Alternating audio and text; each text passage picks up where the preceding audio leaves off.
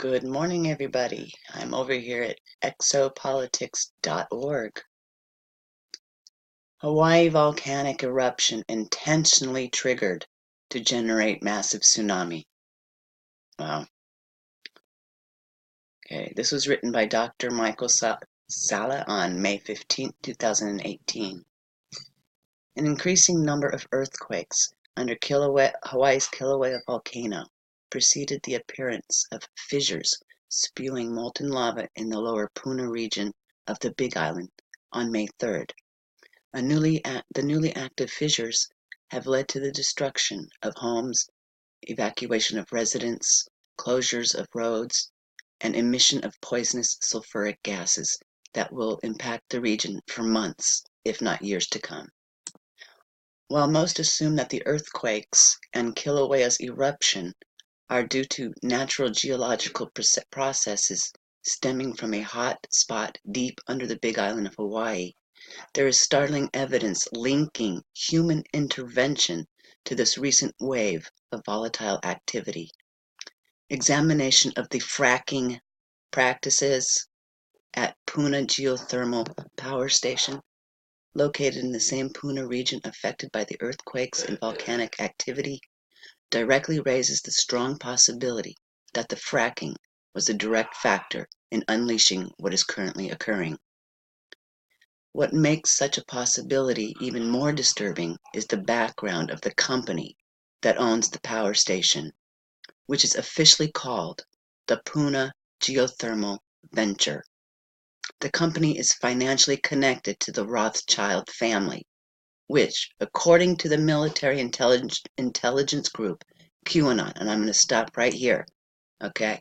You just said that QAnon is a military intelligence group. So you're going to see me pass over some of these QAnon tweets because it's totally irrelevant, all right? Totally irrelevant to what's actually really going on. All right, so it forms the leadership of a world of satanic cult covertly fomenting planet-wide catastrophes and wars to maintain global power.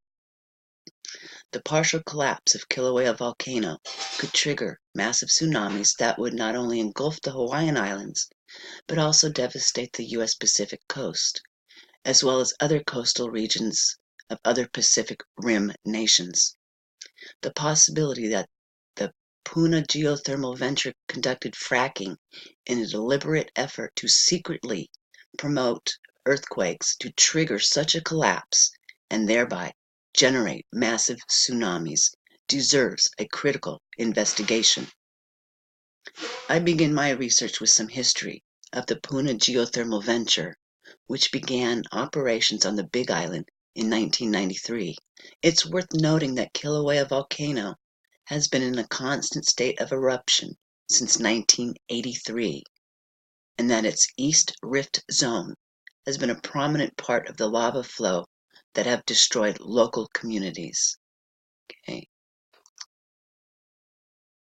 This part right here, if that breaks off, the Helena slump, if that breaks off, then we're going to get that gigantic tsunami. Anyway, so let's continue. From its inception, there has been controversy over the wisdom of the Puna geothermal venture being built within an active volcanic region with regularly occurring lava flows. Now, I used to live in Hawaii, and I understand their culture quite a bit. The people of Hawaii did not want that geothermal venture plant being there. They didn't want it. They protested it. They hated it. Just like they hated the apartheid, okay? However, what most aroused local opposition is direct scientific evidence that the power plant has been using fracking techniques as a means of generating heat for power generation. Scientists have established a clear linkage between fracking and earthquake activity in multiple studies.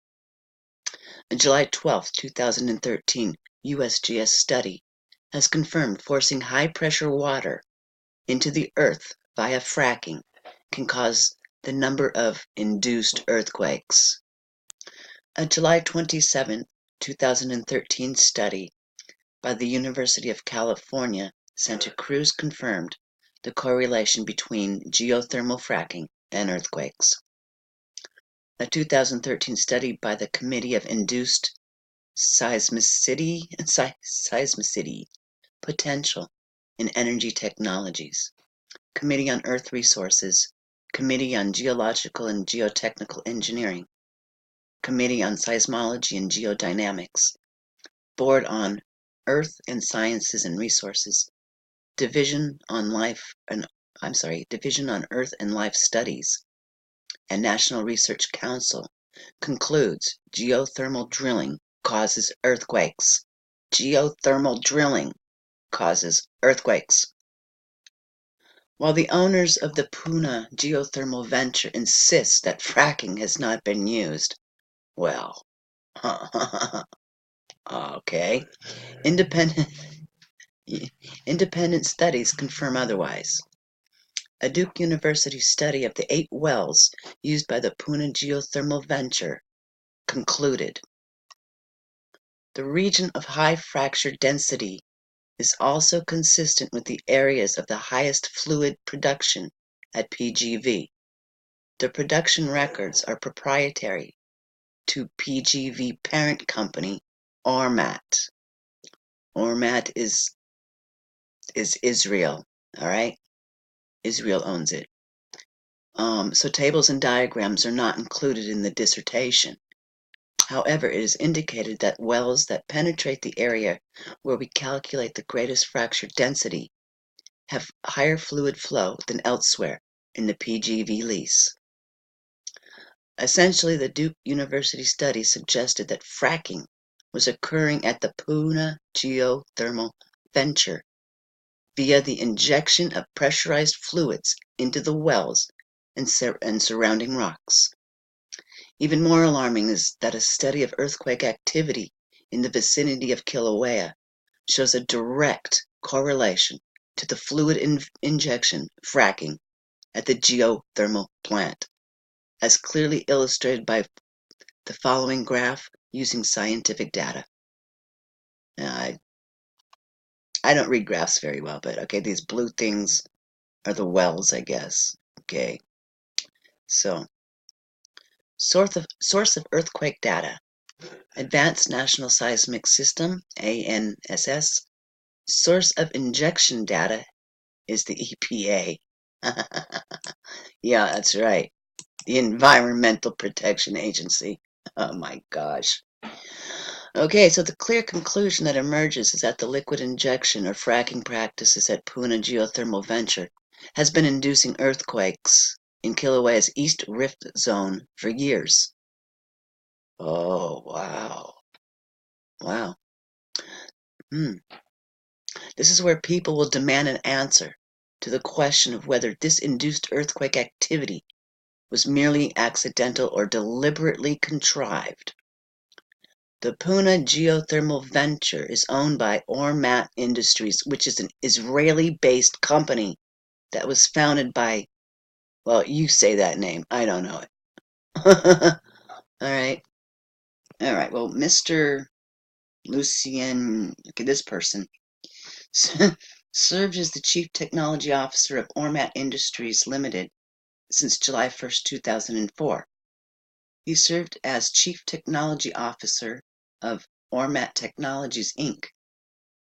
He co-founded Ormat Turbines Limited, in 1965. He served as President and Technical Director of Ormat Turbines Limited from 1965 to 1991. Mr. Bronicky has received numerous awards, including the Rothschild Prize for Innovation/Export in 1977. Wow. The award of the Rothschild Prize for Innovation Export established a clear link between Bronicky's Ormat Industries/Turbines and the Rothschild family. what sets the Rothschild family apart from other philanthropic organizations is the role it plays in using its funding to manipulate individuals, organizations, and nations to do their bidding. Okay, yeah, according to this military intelligence group. All right, now I'm not going to read this. This is military intelligence, and nobody should be following this. Okay, this is irrelevant. Irrelevant. Okay. It is quite plausible that the Rothschild 1977 support of financial backing made Bronicky and Ormat Industries obligated to do the Rothschild bidding in some way. This makes it possible that Bronicky was instructed by the Rothschilds to build the geothermal facility in a dangerous volcanic region for a hidden purpose, despite the inherent risk in building a facility in such a dangerous area. Yeah, they built it right on a fault line. Okay, they put it right on a fault line. This is borne out by the Puna geothermal venture being evacuated as a new fissure has opened up only a few hundred meters away from it, thereby threatening to destroy the facility. Okay, that was May 12th. Right now, it's still standing. Okay, right for right now. Puna geothermal facility with nearby volcanic fissure. So what could be the hidden purposes behind building the geothermal plant in an active volcanic region, when it was known that the induced earthquakes could trigger seismic activity which would threaten anything that was built there, thereby incurring significant financial loss for Bronicky, Ormat, and or the Rothschilds? This is where we need to consider Kilauea's Helena slump, which is summarized in the following. The Helena slump is a 5,000 cubic mile section of the Big Island of Hawaii on the south flank of the Kilauea volcano. Between 1990 and 1993, I kind of have to repeat that because I had to pause because of my cat again. Between 1990 and 1993, global positioning system measurements showed a southward displacement of the south flank of Kilauea up to approximately 10 centimeters per year. The slump has the potential of breaking away at a faster pace in the form of an underwater landslide. In Hawaii, landslides of this nature are called debris avalanches. Okay. If the entire Helena slump were to slide into the ocean at once, it could cause an earthquake in excess of a 9 magnitude earthquake and a mega tsunami. Previous mega tsunamis in Hawaii 110,000 years ago, caused by similar geothermal phenomenon, may have created waves 1,600 feet tall. All right, the following video illustrates the devastating tsunamis that could be caused by a partial or full collapse of the Helena slump. I am going to play it, but it doesn't have any sound. All right, it doesn't have any sound.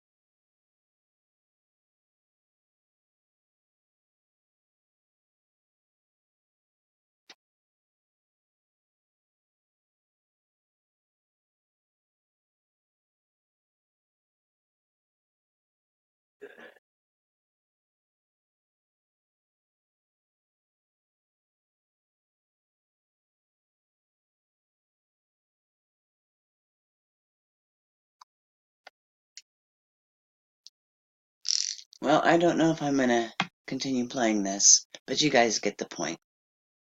It's 4 minutes long. Okay. According to veteran investigative journalist Hal Turner, he has received information that there is a news blackout. Oh, there's a news blackout on the Helena slump due to scientific concerns over its impending collapse and generation of giant tsunamis. Wow, that's why nobody's talking about it. It's blacked out. Huh. Well, I'm talking about it. Anyway, so scientists from the United States, USGS, have contacted me regarding a staggering development taking place right now during the eruption of the Kilauea volcano in Hawaii. An area of the land on the south flank of the volcano, known as the Helena Slump, about the size of Manhattan, is moving and could break off into the ocean. Wow. Sending a tsunami towards the west coast with 100+ foot waves moving at 500 miles per hour. Ooh, I hear a frequency in my ear. Yeah, I sure do in my left ear. Anyways, wow. Cities like I had a pause. Hold on. Okay, it's gone. That was weird. Cities like San Diego, Los Angeles, and others could be wiped off the face of the earth. 100+ foot waves? I don't know. So now I come back to the question of what was the hidden purpose behind the Rothschild-backed geothermal venture in Puna. Okay, here we go with the military intelligence stuff. Okay. The Rothschild family leads a global cult, we know this, that has been at the forefront of controlling the planet for nearly 2 centuries. Okay. The military intelligence group, QAnon, revealed Satanism and the Rothschilds. Okay, I'm not going to go over those dumb posts. No, I'm not going to support them either.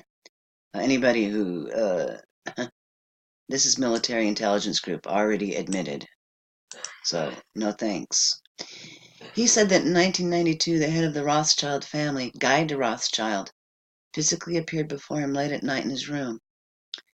In a Project Camelot interview, Deagle explained how de Rothschild displayed a range of impressive occult abilities, confirming he was talking with the highly evolved satanic cult leader who believed himself to be the occult ruler of Earth. You know what?